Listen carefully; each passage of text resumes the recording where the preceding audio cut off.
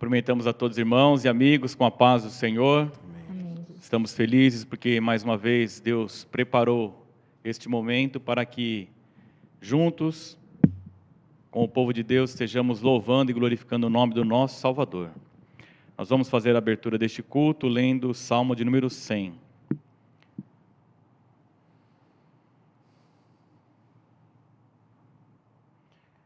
Um convite para nós glorificarmos, exaltarmos, louvarmos o nome do nosso Salvador. Nós vamos ler a uma só voz, amém? Salmo de número 100. Celebrai com júbilo ao Senhor, todos os moradores da terra. Servi ao Senhor com alegria e apresentai-vos a Ele com canto. Sabei que o Senhor é Deus, foi Ele e não nós que nos fez povo seu e ovelhas do seu pasto. Entrai pelas portas dele com louvor e em seus átrios com hinos. Louvai-o e bendizei o seu nome. Porque o Senhor é bom e eterna a sua misericórdia, e a sua verdade estende-se de geração a geração. Louvado seja Deus. Vamos orar ao Senhor, colocando a nossa vida diante do nosso Deus, para que neste momento deixemos tudo para louvar, para bendizer o nome do Senhor. Amém? Senhor, nos apresentamos em Tua presença, Te agradecemos por mais esta oportunidade em Tua casa, Te louvamos, ó Deus, por estar diante de Ti, juntamente com os nossos irmãos, para louvar e bendizer o Teu nome. É uma grande bênção, é um privilégio poder estar em Tua casa, em Tua presença, e assim oferecer este culto de ações de graças ao Teu nome.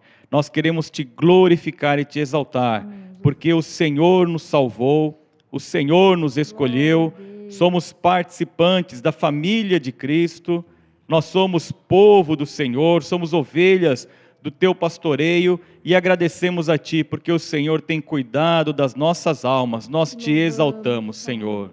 Queremos neste momento oferecer ao Senhor a nossa vida, esses momentos na Tua casa, na Tua presença, embora muitos não possam estar em Tua casa no decorrer destes dias, nós sabemos que o Senhor tem preparado este momento e esta forma para nós adorarmos ao Teu nome. E nós queremos deixar tudo, deixar todo o nosso viver para nos colocarmos diante de Ti, para louvar o Teu nome, adorar ao Senhor e ouvir a Tua palavra, ouvir a Tua voz, Senhor. Nós colocamos diante de Ti, ó Deus, toda luta, toda dificuldade. Nós não sabemos, ó Deus, aquilo que tem passado os nossos irmãos, mas nós apresentamos tudo diante do Senhor. O Senhor, como diz o salmista, perfeitamente desembaraça o nosso caminho, e nós colocamos diante do Senhor toda a luta e toda a dificuldade, e pedimos ao Senhor, dirige, Senhor, a vida dos Teus filhos, para a glória do Teu nome, e dê, Senhor, o escape, dê, Senhor, a vitória. Ó Deus, abra as portas, dê ao coração neste momento paz e esperança, confiança no Senhor, de que em Tuas mãos está toda a nossa vida, e tudo o Senhor pode realizar em nosso favor. Nós confiamos em Ti, Senhor. Queremos neste momento, ó Deus, oferecer a Ti estes cânticos para glorificar o Teu nome, glorificar ao Senhor, Criador dos céus e da terra, glorificar ao nosso Salvador, glorificar àquele que tem estado conosco todos os dias e tem nos cercado de bênçãos. Receba todo louvor e toda adoração. Nós Te pedimos todas as coisas e agradecemos em nome de Jesus. Amém. Amém. Estamos convidados pelo salmista a celebrar o nome do Senhor com júbilo, com alegria. Amém?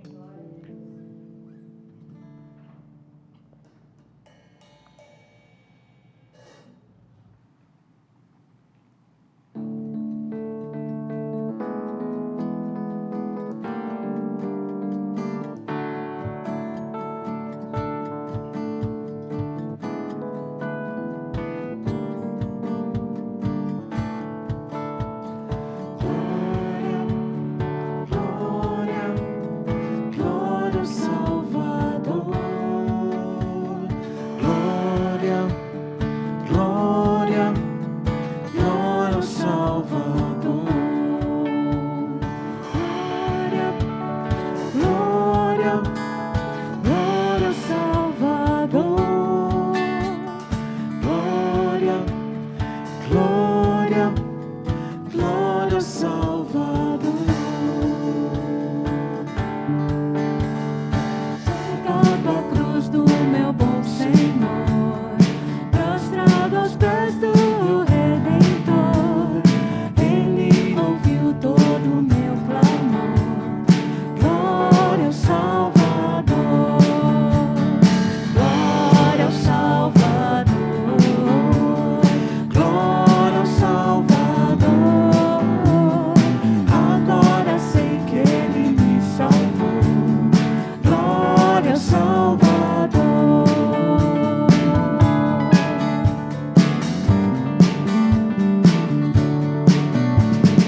Que maravilha, Jesus me amou, tudo de graça me perdoou, quebrou meus laços e me livrou.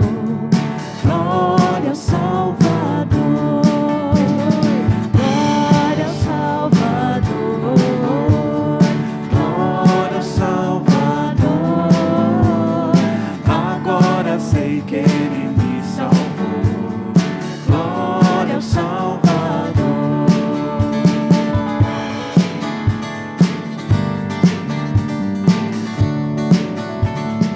Junto à cruz ainda há lugar. Venha, ó aflito, sem demorar. Cristo está pronto para te salvar. Vinde ao Salvador. Glória ao Salvador. Glória ao Salvador.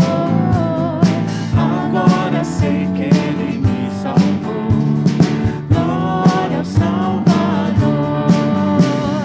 Glória ao Salvador. Glória ao Salvador. Agora sei que Ele me salvou. Glória ao Salvador. Glória ao Salvador. Glória ao Salvador. Glória ao Salvador. Agora sei que Ele me salvou. Glória ao Salvador. Glória ao Salvador. Glória ao Salvador. Glória ao Salvador. Agora sei que Ele me salvou. Glória ao Salvador.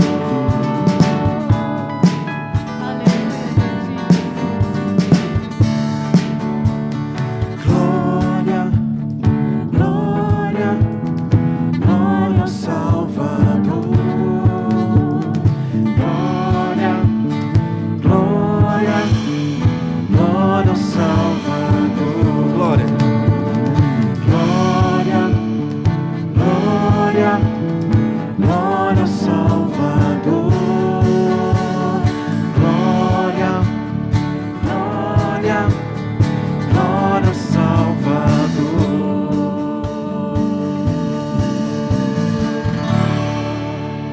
Aleluia, Jesus. Glória ao Salvador.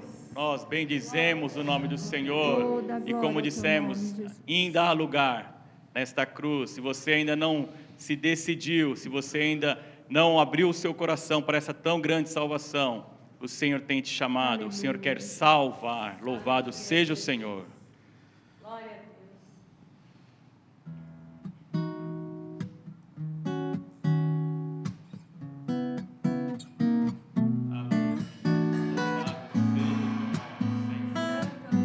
Nós te bendizemos, te agradecemos por essa tão grande salvação, Senhor. Aleluia.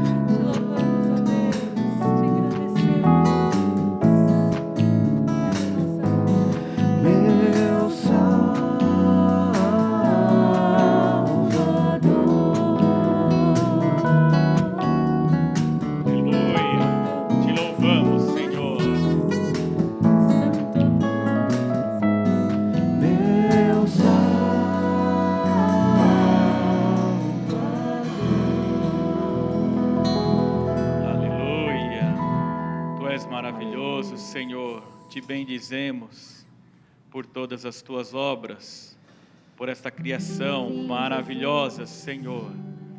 E o mesmo Criador é o nosso Salvador. Te engrandecemos, Senhor, porque tu nos resgataste, tu nos compraste e nos fizeste teu povo para louvor do teu nome, Senhor. Ao teu nome toda a glória, toda a honra e todo o louvor, Senhor. Aleluia.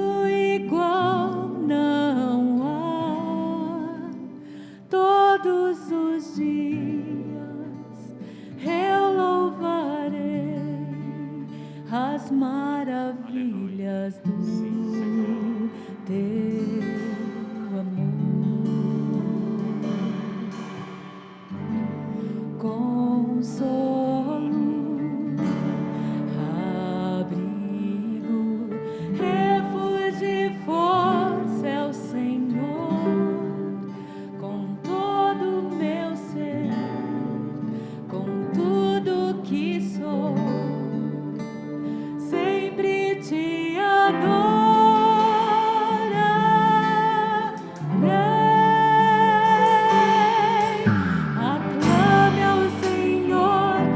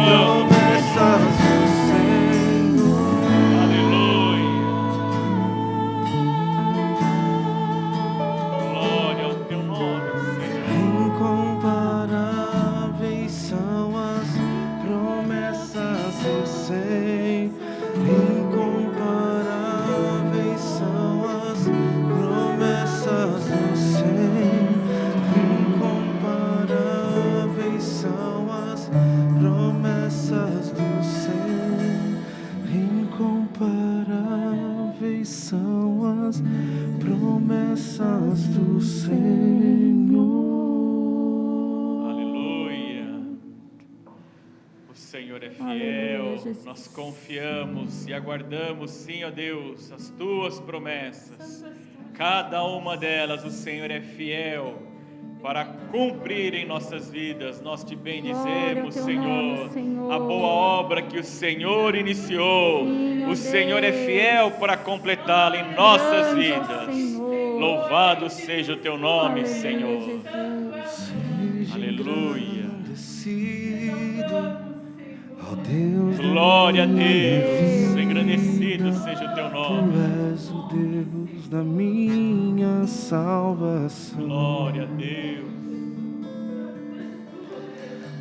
És a minha rocha, a minha segurança. Meus lábios sempre te exaltarão. Aleluia.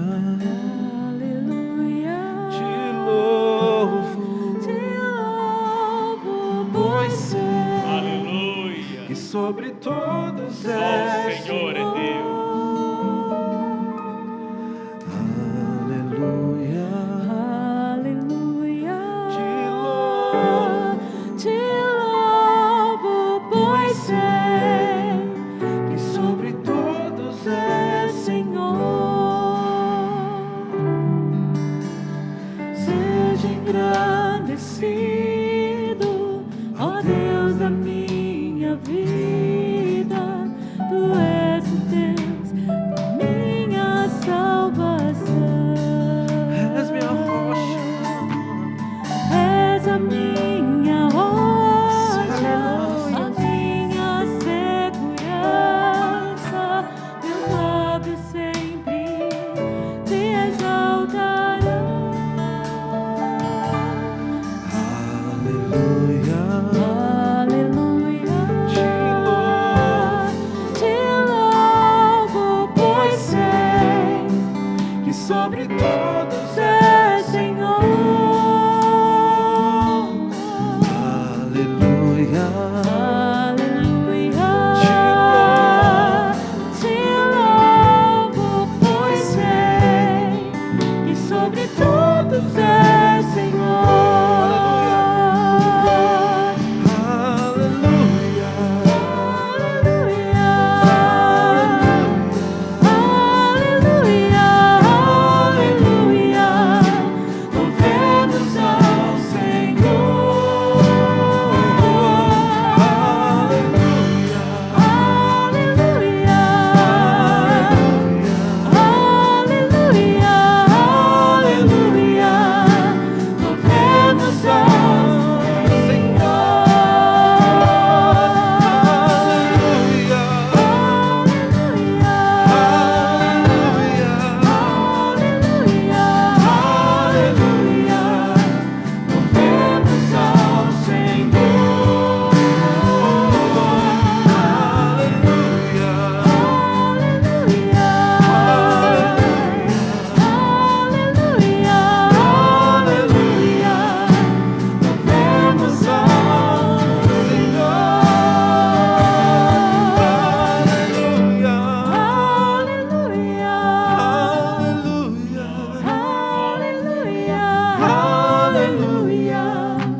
Louvemos ao Senhor. Aleluia. Aleluia. Aleluia. Aleluia. Louvemos ao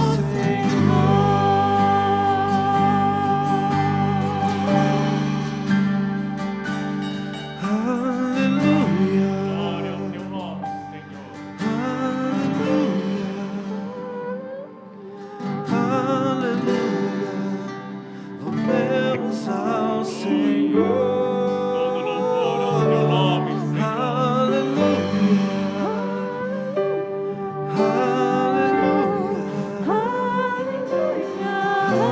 Aleluia.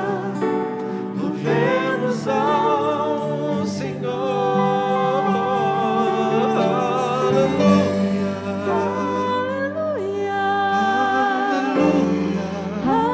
Aleluia. Aleluia.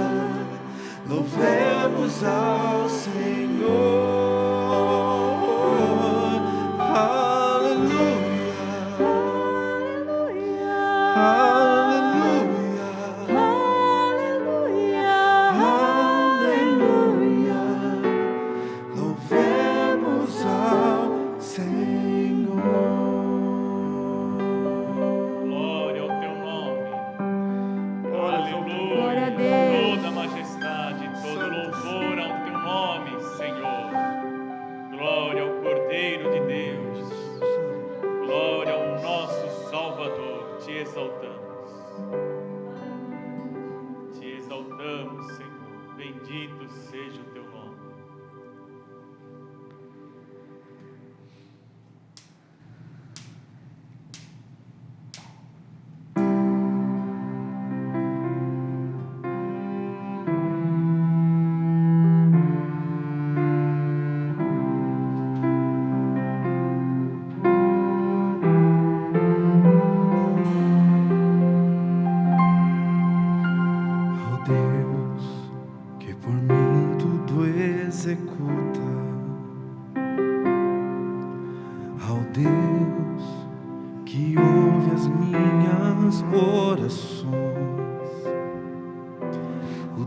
Que tudo pode, que reina sobre todos, a Ele seja minha adoração.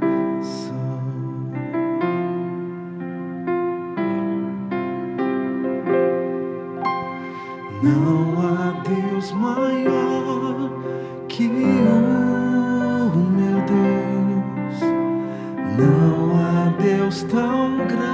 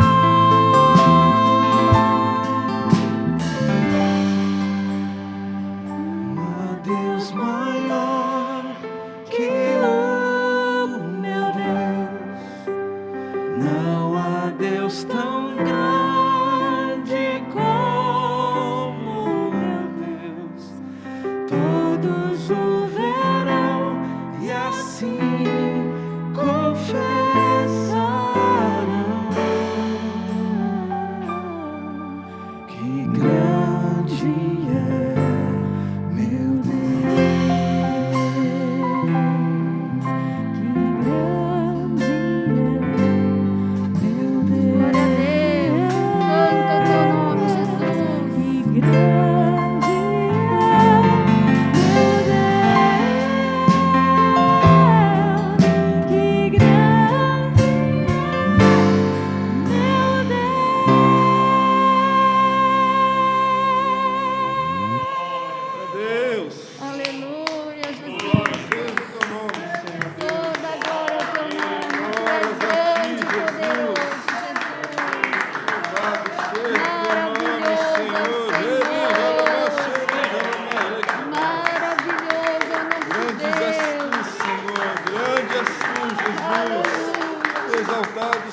teu nome, Senhor.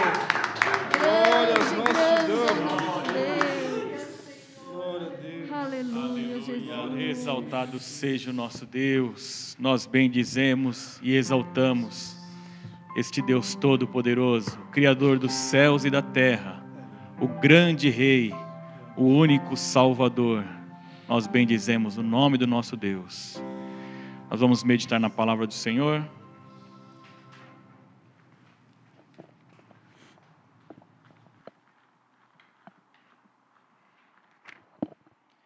Vamos abrir no livro de Tito, carta de Paulo a Tito.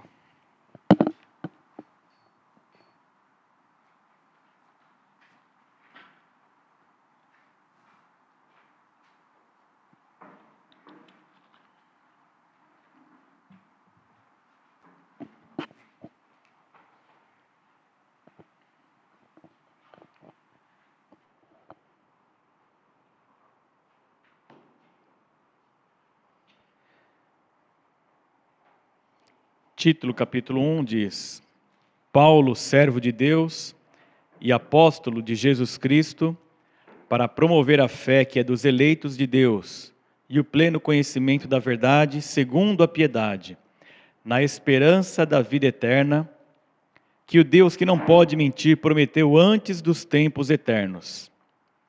E em tempos devidos manifestou a sua palavra mediante a pregação que me foi confiada por mandato de Deus nosso Salvador, a Tito, verdadeiro filho segundo a fé comum, graça e paz da parte de Deus nosso Pai e de Cristo Jesus nosso Salvador. Por esta causa te deixei em Creta, para que pusesses em ordem as coisas restantes, bem como em cada cidade constituísses presbíteros conforme te prescrevi. Alguém que seja irrepreensível, marido de uma só mulher, que tenha filhos crentes que não são acusados de dissolução, não são insubordinados.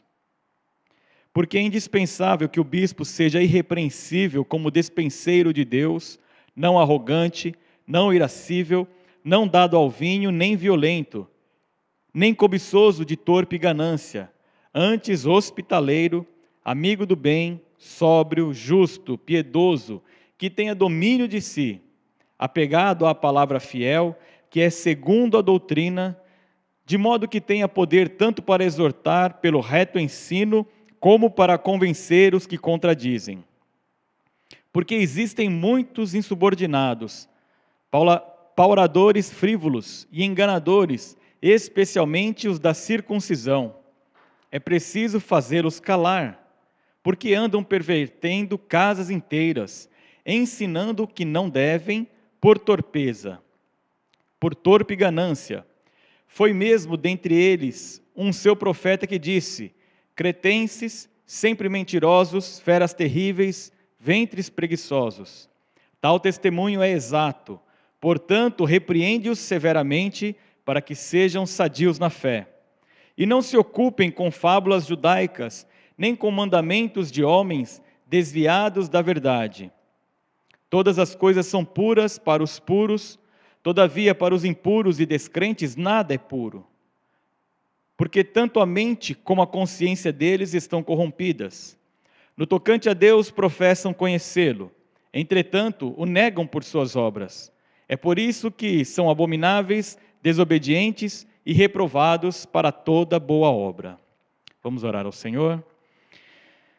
Senhor amado, nós oferecemos a Ti este culto, neste momento oferecemos estes louvores para engrandecimento do Teu nome, porque temos também oferecido a nossa vida para que através dela o Teu nome seja glorificado e que Tu realizes em todo lugar a Tua obra e a Tua vontade, através dos instrumentos que Tu mesmo tens separado para Teu louvor. Te agradecemos por tão grande salvação, te agradecemos por podermos participar desta obra do Senhor, daquilo que o Senhor tem designado sobre cada um de nós, Teus servos. Nós Te louvamos, Senhor. Que o Teu nome seja adorado e bendito, ó Deus, por todos os séculos, por toda a eternidade, como diz a Tua palavra, e em todo o nosso viver, dia a dia, estejamos sempre louvando o Teu nome, glorificando o Teu nome pelas Tuas grandes obras. Neste momento nós clamamos a Ti, nos dá entendimento da Tua palavra, usa, Senhor, ó Deus, o vaso para a glória do Teu nome, e cada vida seja alcançada pelo Senhor, e possa, ó Deus, crescer na graça e no conhecimento, e louvar o Teu nome, pela Tua palavra que Tu deste a nós, para que, através dela, sejamos sábios, ó Deus, para a salvação que há em Cristo Jesus. Ó Deus, neste momento nós repreendemos toda obra do inimigo contra a nossa vida, nós repreendemos todo o comichão nos ouvidos e pedimos ao Senhor, dê toda a condição para meditarmos em Tua palavra. Nós te pedimos todas as coisas, agradecidos no nome de Jesus. Amém.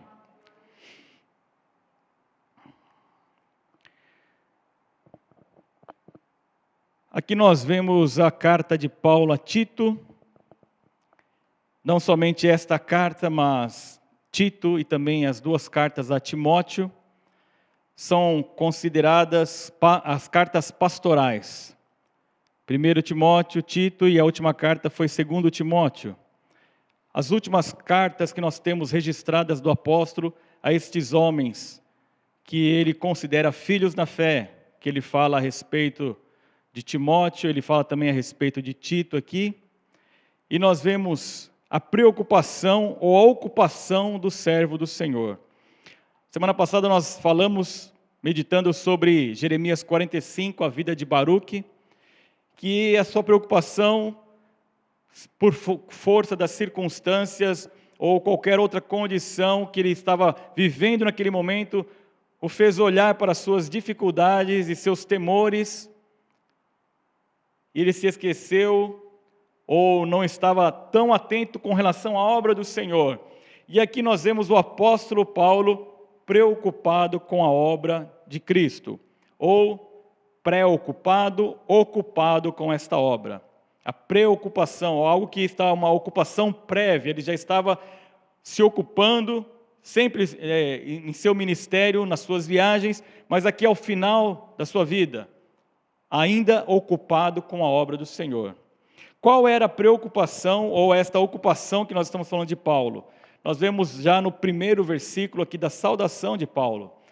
Paulo, servo de Deus e apóstolo de Jesus Cristo, para promover a fé que é dos eleitos de Deus e o pleno conhecimento da verdade segundo a piedade.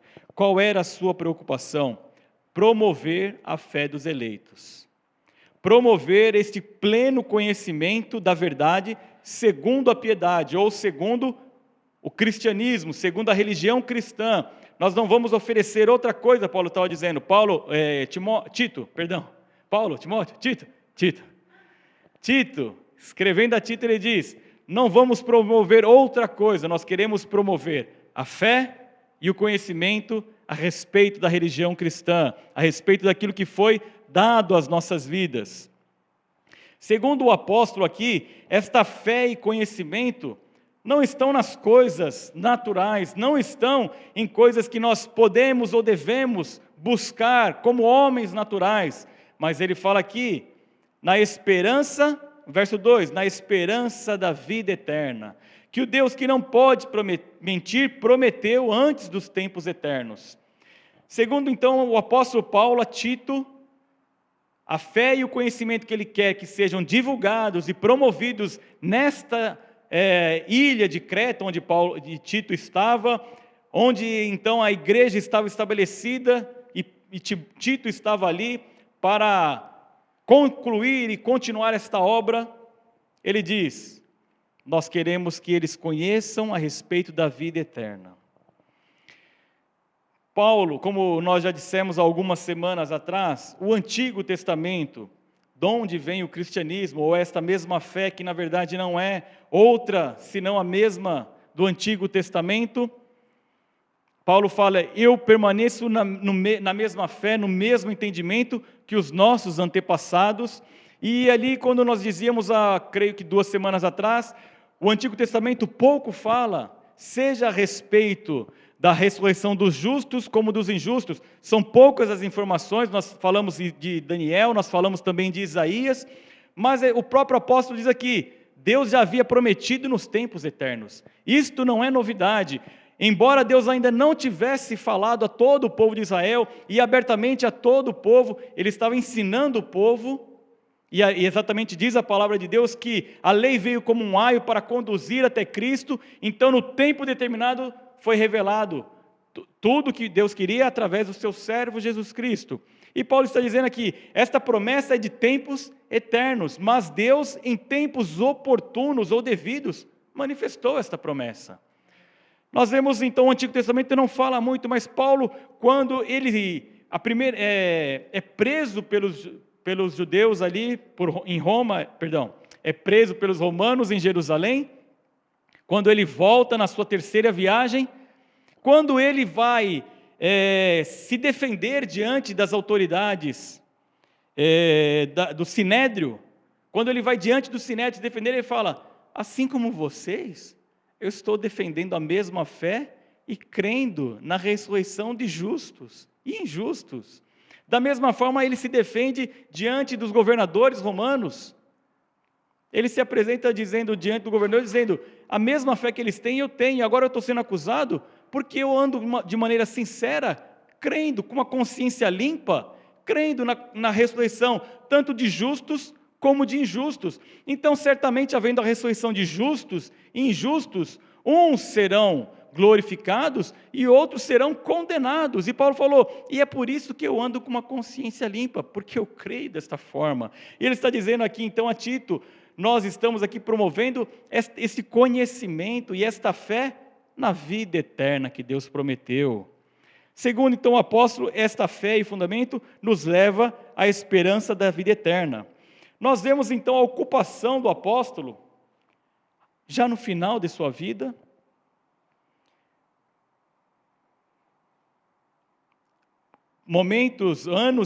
poucos anos antes de ele ser martirizado, dele morrer, ele ainda estava ocupado com a obra de Deus. Muitos trabalham, e Paulo, na sua segunda carta a Timóteo, no final ele está dizendo que alguns o abandonaram, alguns amaram o presente século e deixaram, falou, não, chega, cansei de trabalhar. Mas Paulo, desde o momento que teve um encontro com o Senhor, e ele disse ao Senhor, o que eu devo fazer? E o Senhor disse, entra na cidade de Damasco, e ali te será dito o que você tem que fazer. Desde aquele momento, até o último instante de sua vida, Paulo estava ocupado com a obra de Deus. Muitas vezes nós estamos preocupados ou ocupados somente com a nossa vida, mas Paulo, no final da sua vida ainda, ocupado com a obra do Senhor. Porque a nossa vida é muito breve, diz a palavra de Deus. O salmista diz que são poucos, 70, 80 anos. A nossa vida é breve, não adianta nós pensarmos em acumularmos coisas nesta vida, porque num determinado momento o Senhor nos recolherá. Mas nós temos que ser ricos para com Deus, diz Jesus. E Miqueias nos fala, para nós, a palavra do profeta, levantai-vos e andai, porque não é aqui o vosso lugar de descanso, por causa da corrupção que destrói, e ela não somente destrói, mas ela destrói grandemente, ela destrói profundamente, são grandes as obras da corrupção, por isso que nós não podemos parar de trabalhar, e Paulo tinha plena certeza disso, da mesma forma que Jesus afirma, quando estava curando, quando estava realizando milagres, quando estava manifestando o poder de Deus, ainda que fosse num sábado, e mesmo que as autoridades do povo de Israel condenassem, ele diz, meu pai trabalha até agora, e eu trabalho também. Então nós vemos o exemplo de Paulo, o exemplo de Jesus, qual é a ocupação do servo de Deus, qual é a preocupação do servo do Senhor, não olhar para a sua vida, mas olhar para a obra de Deus. Aqui seria muito fácil, Tito, nós não temos a carta de Tito para Paulo, mas imagine alguém dizendo, mas será que Tito escreveu? Paulo, peraí, descansa um pouco. Paulo, calma, você está no final da sua carreira, já chega, Paulo. Paulo escreve a ele, olha Tito, é necessário trabalhar, é necessário continuar ocupado com a obra do Senhor, porque se nós deixarmos de fazer, como diz o próprio apóstolo Paulo, se nós desfalecermos, nós não ceifaremos. Então Paulo estava ocupado com a promoção desta fé, com a promoção desta fé na vida dos eleitos, do conhecimento na vida dos eleitos. E como se realizaria esta promoção? Como se realizaria esta promoção? Verso 5: por esta causa te deixei em Creta, para que pusesses em ordem as coisas restantes, bem como em cada cidade constituísses presbíteros, conforme te prescrevi. A hora que alguém ouviu promoção aí já, peraí, aumenta o volume que eu ouvi, promoção.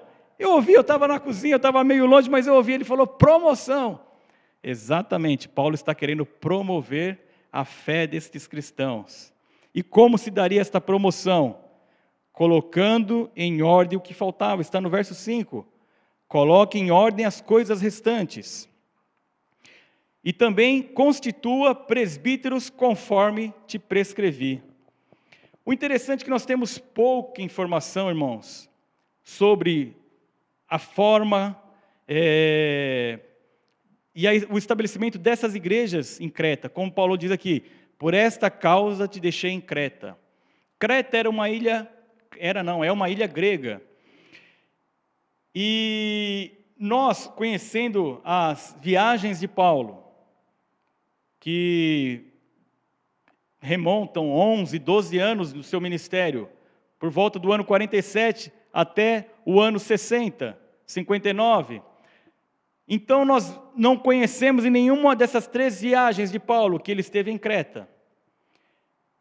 Alguns estudiosos consideram que Paulo, quando foi levado, Atos 28, nós temos, quando ele é levado a Roma para ser julgado, os seus acusadores não compareceram para o acusar, os judeus, em Roma. E Paulo ficou preso 2 anos em Roma, e alguns entendem que após esse período ele foi solto. E novamente ele continuou a trabalhar. Qual é a ocupação de um servo de Deus? Agora que eu estou solto, vou viver minha vida. Agora que eu estou solto, vou me esconder desses ou judeus, romanos, qualquer um que esteja contra mim, eu vou viver minha vida. Não, Paulo voltou a trabalhar. O que alguns entendem realmente, pelo relato de Tito, na sequência nós vemos ele falando depois, para ele procurá-lo, né, Tito, o 3,12, quando te enviar Artemas ou Tíquico, apressa-te a vir até Nicópolis ao meu encontro. Então ele estava continuando, Tito, eu te deixei em Creta, mas agora eu já fui para outro lugar, depois você vem me encontrar. Então, como eu disse, nós não temos exatamente a data em que foi feita, mas sugere-se que foi nesse período em que ele foi solto da sua primeira prisão em Roma, antes de ser martirizado, e ali voltando a realizar a obra de um missionário, de um pregador do evangelho. Eles foram abrindo trabalhos, e é o que nós vemos aqui, por isso eu te deixei em Creta, porque nós estabelecemos o trabalho nesta ilha, nas cidades ali, mas em cada cidade agora você continua estabelecendo aquilo que não foi possível naquele momento, e agora você também coloque os presbíteros. Por que nós podemos dizer isso? Porque Paulo, na sua primeira viagem, ele já nos mostra qual era o seu modo de trabalho. Quando ele está retornando em Atos 14, a palavra de Deus nos fala que ele foi estabelecendo ali os presbíteros e foi renovando a fé dos irmãos. Veja só, Atos 14. É o final da primeira viagem, Atos 14, 21. E tendo anunciado o evangelho naquela cidade, e feito muitos discípulos, voltaram para Listra e Icônia, a viagem de volta, e Antioquia, fortalecendo a alma dos discípulos, exortando-os a permanecer firmes na fé, mostrando que através de muitas tribulações nos importa entrar no reino de Deus, e promovendo-lhes em cada cidade a eleição dos presbíteros, depois de orar com jejuns, e os encomendaram ao Senhor, em quem haviam crido. E depois ele volta a Antioquia e relata tudo o que aconteceu. Então a viagem de Paulo, a primeira, segunda e terceira, nós colocamos num espaço de 12 anos no máximo. Talvez essa tenha durado 2, 3 anos.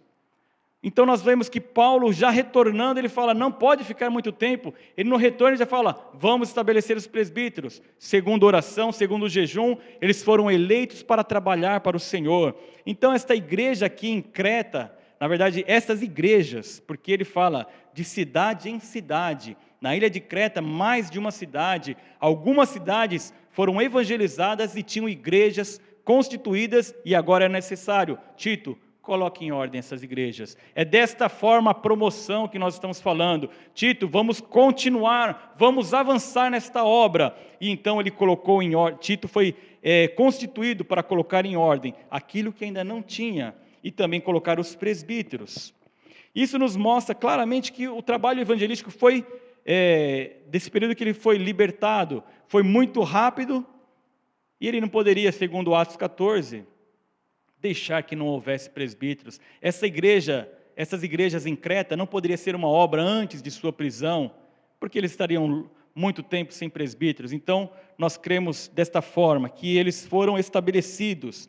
Então, continuando como se realizaria essa promoção na igreja, constituindo, ainda não fala aqui, nós não podemos confundir o nosso dia atual na igreja, mas ele só fala dos presbíteros. Mas e a diaconia? Mas e o pessoal do louvor? E os corais? Nós não podemos confundir a nossa vida hoje, no século 21, ou mesmo após o período em que igrejas foram estabelecidas com templos. Naquele momento eles se reuniam em casas. E, logicamente, a sequência do capítulo do livro aqui nos mostra que eles tinham toda a condição de estabelecer tudo aquilo que era necessário para a obra do Senhor. Ele fala aqui, o 3,13, encaminha com diligência Zenas, o intérprete da lei. Este Zenas, um judeu, intérprete da lei, conhecia exatamente como era o louvor que agradava ao Senhor, como poderia ser constituído todos estes outros ministérios para o trabalho do Senhor. Mas aqui então, estes homens sendo levantados pelo Senhor, homens, do 6 ao 9, nos dá uma relação da qualificação destes homens de Deus.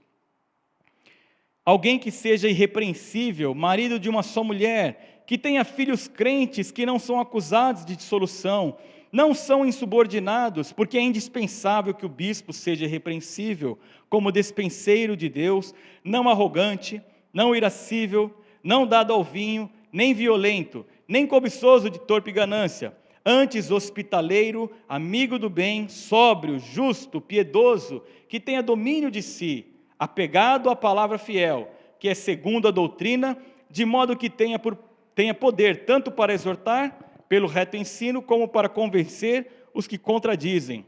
Nós temos então no verso 6 uma relação, algumas características gerais de todos os presbíteros. Depois ele nos dá uns adjetivos negativos no verso 7, que na verdade são defeitos que eles não deveriam ter. Na verdade, eles não deveriam ter e deveriam ter as qualidades diferentes desses defeitos. E por fim, adjetivos positivos, que são as virtudes, versos 8 e 9. Por que ele está dizendo isso?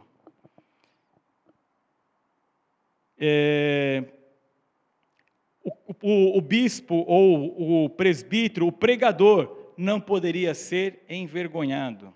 O próprio apóstolo Paulo nos fala em 1 Coríntios 9, que no final do capítulo, ao final de todo o trabalho, ele usa uma metáfora dizendo: eu esmurro o meu corpo, eu dou soco no ar, eu faço de tudo para que ao final da minha pregação, ao final daquilo que eu ensino, eu não venha a ser reprovado, eu não venha a estar desaprovado. Então, Paulo diz a Tito, é desta forma que você vai escolher os presbíteros, homens totalmente irrepreensíveis, para que falando eles não sejam condenados, que é o que Paulo nos mostra.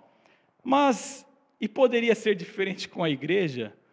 Me perguntei lendo, olha, peraí, mas se o presbítero tem que ser assim, o cristão, vamos dizer, aquele que não está cuidando da palavra, opa, peraí, essa é a ordem para o presbítero, eu posso agir diferente.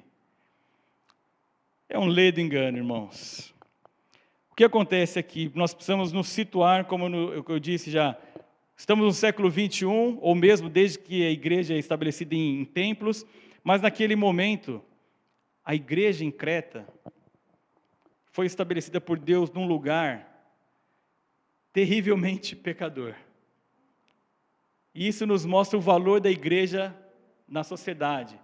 No bairro onde ela está estabelecida. Onde ela está estabelecida? Ela é luz para todos os povos. Ela é luz para aqueles que vêm, porque as trevas não podem. Quando há luz, as trevas se dissipam. então elas não podem reter. O que acontecia ali? O verso 12 nos dá um entendimento como era a ilha de Creta ou esta cidade, as cidades. 1:12. Foi mesmo dentre eles um seu profeta que disse: cretenses, sempre mentirosos, feras terríveis, ventres perigosos. O que ele está dizendo aqui? No mundo antigo, Creta era conhecida por sua decadência moral.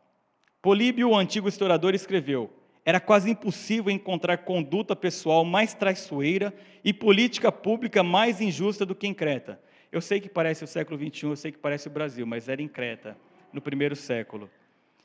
Conduta pessoal traiçoeira e política pública mais injusta. Também os princípios morais dos cretenses, segundo Cícero, eram muito diferentes dos aceitáveis, pois, diz ele, consideravam os assaltos nas estradas algo digno. Eu sei que também parece o século XXI, mas era lá. Nós já ouvimos algumas pessoas dizendo: não, é lícito se ele está passando fome ele roubar. Talvez dali surgiu a expressão, né? Chegou uma pessoa na viagem, como os cretenses: não, pode roubar. Eu vou olhar para ele, olhou: o que você está fazendo aqui? Perdeu o Playboy. Talvez foi, mas não é verdade, né? Mas, veja bem, eles estavam considerando: é lícito roubar. Se você está um problema seu. Se você está na estrada, é um problema seu.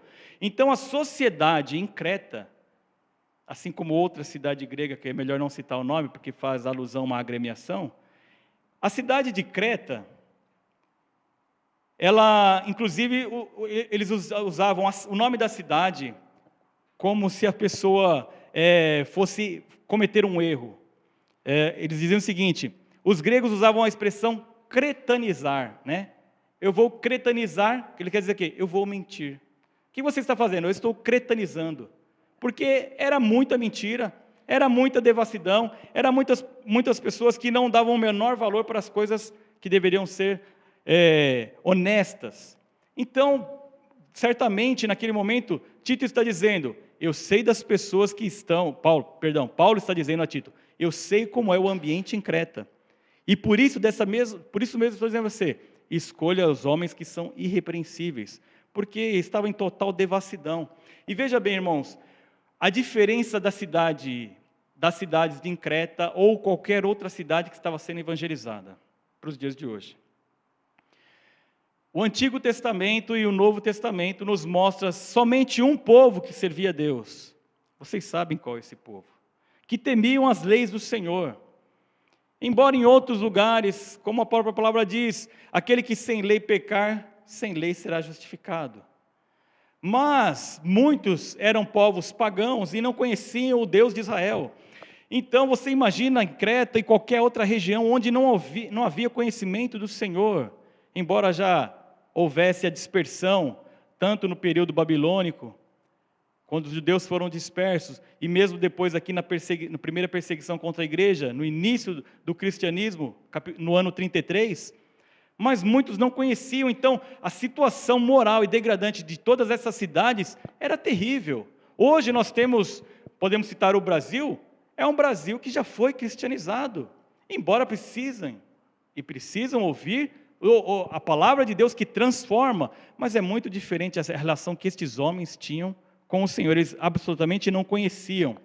Então nós vemos, e o que eu estou dizendo com isso? Eu não quero dizer que existe uma relação, o presbítero tem que ser irrepreensível, o povo na igreja não precisa. O presbítero, há um chamado e há uma ordenança sobre a vida dele, sobre a igreja não existe, cada um vive a sua própria vida. Não existe isso, porque segundo a palavra de Deus, só existe uma regra. Jesus disse: só existe um caminho. O caminho estreito é que vai te levar para a vida. O caminho largo, esse caminho de facilidades, esse caminho do mundo, não vai te levar a Deus. Da mesma forma, ele fala no Apocalipse: só existe eu só aceito que seja frio ou quente. O morno falou: a meia opção não dá, a meia opção não vai funcionar. E o que acontece então? No período após a passagem dos apóstolos, no segundo século, surgiu entre os cristãos, naquele momento, entre algumas pessoas ali, alguns escritos que diziam: existe uma moralidade inferior e uma moralidade superior. Seria mais ou menos, então, para os presbíteros, uma moralidade superior. Para a igreja como um todo, uma moralidade inferior. Isto foi um escrito de homens que eles consideravam, talvez olhando os escritos que eles estavam lendo no Novo Testamento, mas de maneira errônea interpretaram dessa forma. Que diziam, olha, e um deles, Hermas, disse o seguinte: o Novo Testamento fala muito sobre o amor, ele fala sobre prefeitos de fé, de esperança, porém também dá conselhos àqueles que almejam fazer algo mais do que exigido aos cristãos comuns. Em última análise, eu creio que todos os cristãos são comuns, porque todos nós somos ovelhas do sumo pastor e bispo das nossas almas. Então esta interpretação é errônea, certamente, que ele fez de algum escrito do Novo Testamento, mas naquele momento eles precisavam, Paulo falou, não errem em escolher outras pessoas que não sejam estas, porque eles vão ser usados para a promoção da fé e do conhecimento na igreja de Cristo. E por que então deve ser realizada esta promoção da fé e do conhecimento? O versículo 9 deste mesmo capítulo nos mostra, 9, além de todas as qualidades, Paulo finaliza dizendo o seguinte: este presbítero, esta pessoa, este homem deve ser um homem apegado à palavra fiel, que é segundo a doutrina. A sequência do capítulo 1 está dizendo o problema que eles estavam vivendo ali. Embora toda a imoralidade das cidades, embora todo o perigo que estava ali, tinham outros pregadores, outros que falavam a respeito de coisas que não eram corretas. E ainda no verso 9 ele está dizendo que este homem apegado à fé segundo a doutrina, ele tem que ter poder, ele terá poder para exortar no reto ensino e também para convencer os que se opõem à doutrina. Paulo está dizendo, é necessário esses presbíteros fortalecidos, desta forma, homens irrepreensíveis. Por quê? Eu quero encorajar todos aqueles que já ouviram a palavra do Senhor. Quando nós passamos a primeira vez em Creta, quando nós passamos e estabelecemos esse trabalho aí, esses homens têm que ser encorajados. E também aqueles que estão resistindo ou se opondo, eu não estou condenando, Paulo está dizendo aqui, estes homens, esses presbíteros devem convencer, eles devem ter poder para convencer os que estão contra a doutrina. Versos 10 e 11, porque existem muitos insubordinados, pauradores frívolos e enganadores, especialmente os da circuncisão, é preciso fazê-los calar, porque andam pervertendo casas inteiras, ensinando o que não devem por torpe ganância. O que Paulo está dizendo aqui? Por que eu preciso realizar esta promoção da fé e do conhecimento? Porque tem enganadores aí, Tito. Porque tem pessoas ali que são gananciosas, que eles estão atrás da sua própria vida, estão atrás de dinheiro, estão atrás de coisas que não agradam ao Senhor e estão enganando casas inteiras. Diz aqui, verso 11, estão pervertendo casas inteiras. Paulo estava preocupado com essa, mas Paulo, no final da sua vida, se realmente for desta forma, Paulo, você foi preso, depois você foi solto, você foi evangelizar, e agora você podia estar cuidando da sua vida, mas você está preocupado com pessoas que foram evangelizadas e agora estão sendo enganadas. A ocupação e a preocupação daquele que serve ao Senhor nunca está nos seus negócios, nunca está na sua vida, e esta é uma frase que o pastor Walter disse, e o pastor Osnino também nos transmitiu, que o Deus disse, cuida dos meus negócios, que eu cuido dos teus negócios. Cuida da minha obra, que eu cuido da tua vida. Então Paulo continuava dizendo, eu estou preocupado, porque esses homens estão enganando casas inteiras. Aquele que ama ao Senhor não está preocupado com a sua vida, mas está preocupado com a condenação que vem sobre uma casa. Porque homens que não amam ao Senhor, homens que são apenas tagarelas, homens que são faladores vãos, estão ensinando aquilo que não convém. Seguindo aqui, Paulo ainda fala, é preciso fazê-los calar. Como calar estes homens? Eles não eram presbíteros constituídos, mas de alguma forma, seja na reunião da igreja, ou seja nas casas onde eles podiam ter contato, eles estavam falando algo que não convinha, algo que não era segundo a sã doutrina. E Paulo falou, é necessário fazê-los calar. A forma mais clara e poderosa de fazer alguém calar, não é impedindo ele, mas é anunciando a verdade a estas casas e estas famílias que necessitavam conhecer o que Paulo está dizendo, a verdadeira fé e o conhecimento. Então Paulo diz, é necessário fazê-los calar. Os instrumentos de Deus, quando são usados, são para que homens que falam a mentira não tenham poder, não prevaleçam. Quando nós ouvimos quantas pessoas ao nosso redor têm falado uma palavra aqui, você fala, isso não está de acordo com a palavra de Deus, isto não está de acordo com aquilo que Deus tem estabelecido em sua palavra. A maior pregação é a nossa vida, é o nosso testemunho diante dessas pessoas. E foi o que Paulo está dizendo, é necessário que esses homens se calem. E finalizando ele fala assim, verso 13, portanto repreende-os severamente, para que sejam sadios na fé. Paulo, como eu já disse, no verso 9, ele inicia dizendo sobre estes homens que estão sendo levantados pelo Senhor, que eles vão não somente ensinar os crentes, mas também vão convencer aqueles que não estão na sã doutrina. E no 13, após ver todos estes homens que se levantam contra a obra de Deus, contra a palavra de Deus, ele fala, repreende esses que estão fazendo isso, para que sejam sadios na fé. Como eu disse, Paulo não está acusando essas pessoas, mas ele está dizendo, é necessário que sejam sadios na fé. Paulo ainda fala no início do capítulo, o verso 4, na saudação a Tito, verdadeiro filho, segundo a fé comum. A fé comum que ele está dizendo, a fé que eu tenho, Tito, é a fé que você tem. Esta fé comum que nos faz crer no Senhor, crer na esperança da vida eterna que Deus prometeu antes dos tempos dos séculos. E ele fala, esta mesma fé comum, esta mesma fé sadia que nós temos, toda a igreja deve ter. Todos aqueles que estão ouvindo devem ter esta mesma fé. Então ele está dizendo, é necessário que esses homens sejam levantados, Tito, para que haja uma submissão na fé comum. Ou seja, todos têm que estar, eles seriam repreendidos ou exortados, encorajados para, olha, esqueça, deixe os maus caminhos, deixe aquilo que não é do Senhor e confie naquilo que o pregador tem falado, confie nesta mesma instrução que ele tem dito para que haja uma única fé, uma fé comum e sadia. O que nós vemos Paulo então ao final de sua vida? Não se preocupando com a sua própria vida, mas com o cuidado da sua vida, mas com o Senhor. A preocupação dele, fortalecer uma igreja que foi iniciada, fortalecer a vida dos crentes que ali estavam e muitos podiam estar sendo enganados.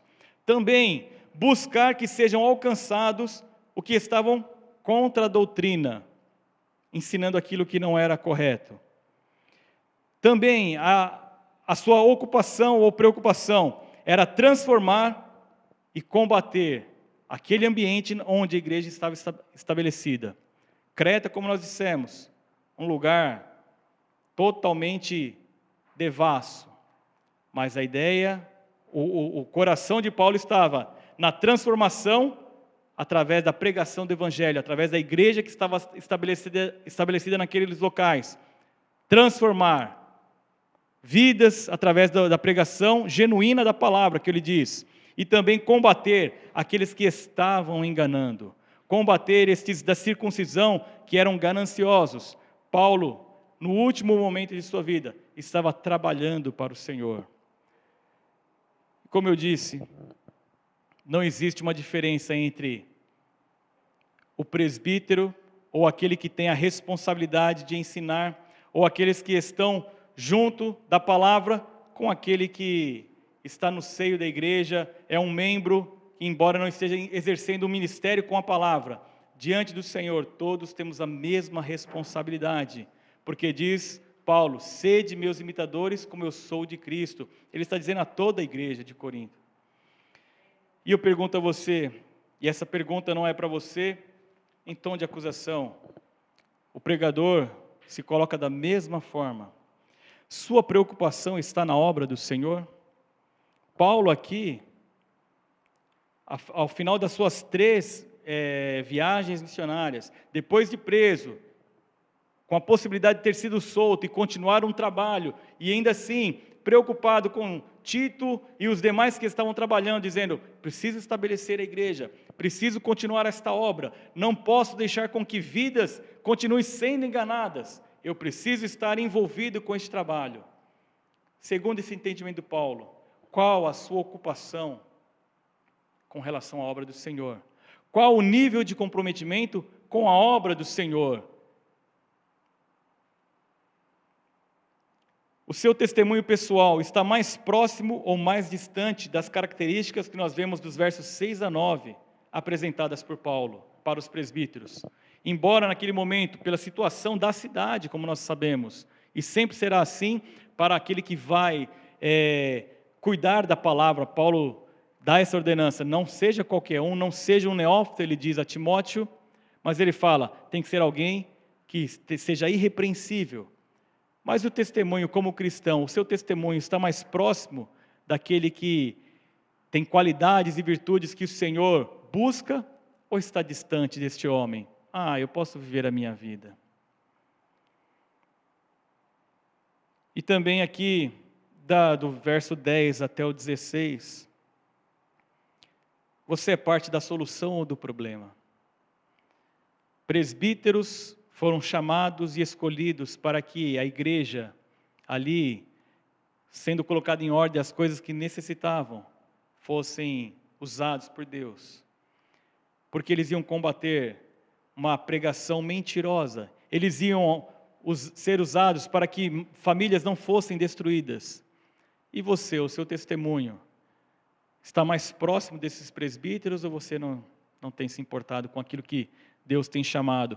Paulo diz a Timóteo, se alguém almeja o episcopado ou o presbitério, é uma excelente escolha, é um desejo louvável aquele que busca isso, mas tem que ser alguém que se dedica ao Senhor. E o verso 16 termina assim nesse primeiro capítulo, no tocante a Deus professam conhecê-lo, entretanto o negam por suas obras. Deus pode nos usar para alcançar aqueles que estão ao nosso redor.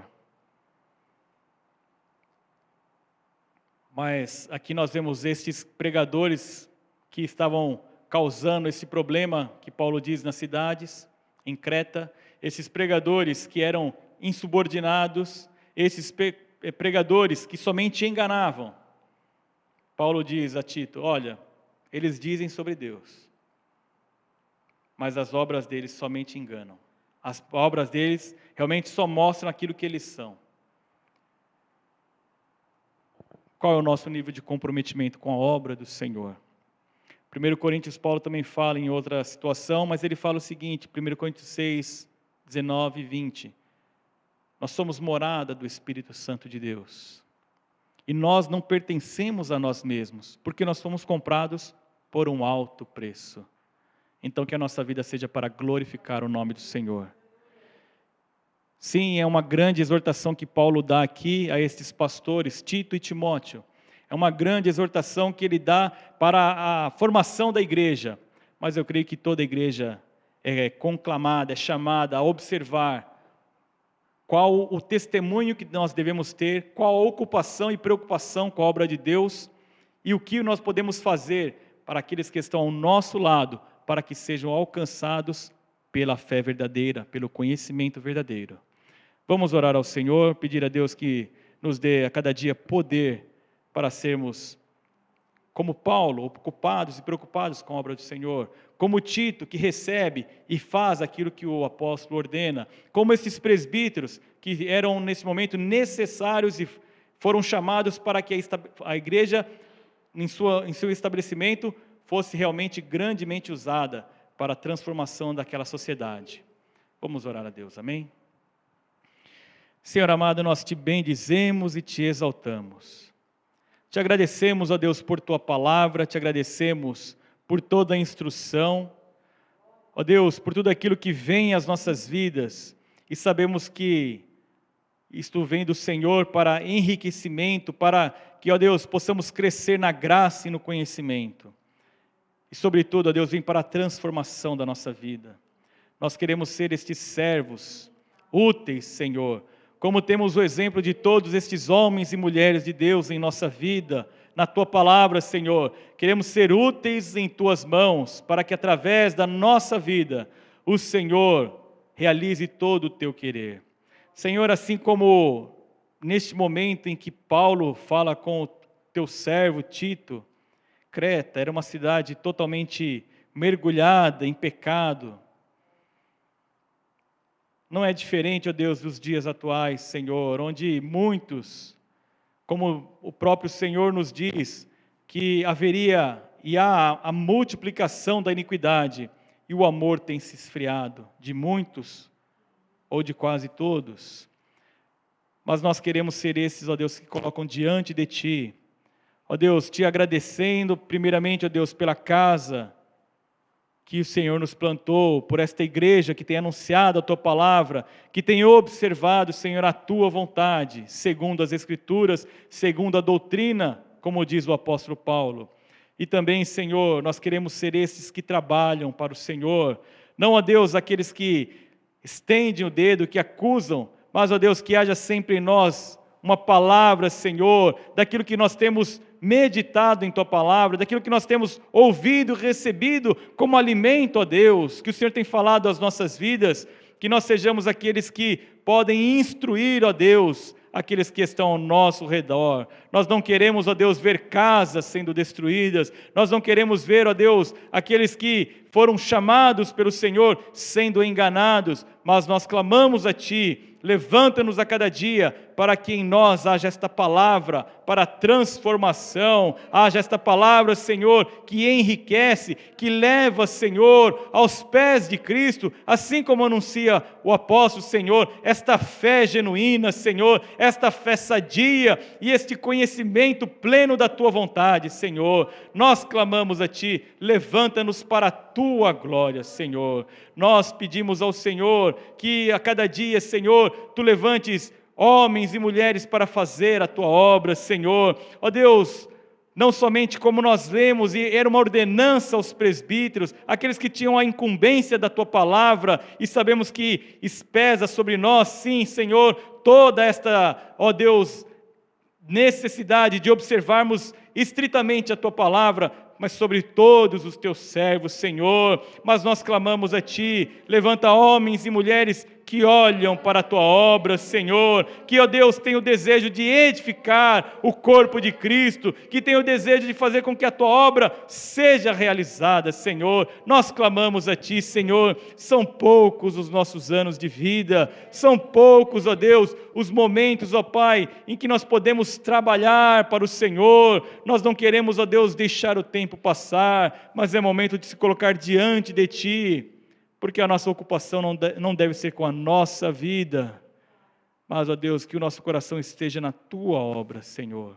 Nós clamamos a Ti, levanta vidas para a glória do Teu nome, Senhor, e usa esta casa, ó Deus, da forma como Tu tens feito, segundo, ó Deus, as portas que Tu tens aberto, Senhor, para que a proclamação do Evangelho, Senhor, seja cada dia difundida através dessa casa para a glória do Teu nome, Senhor.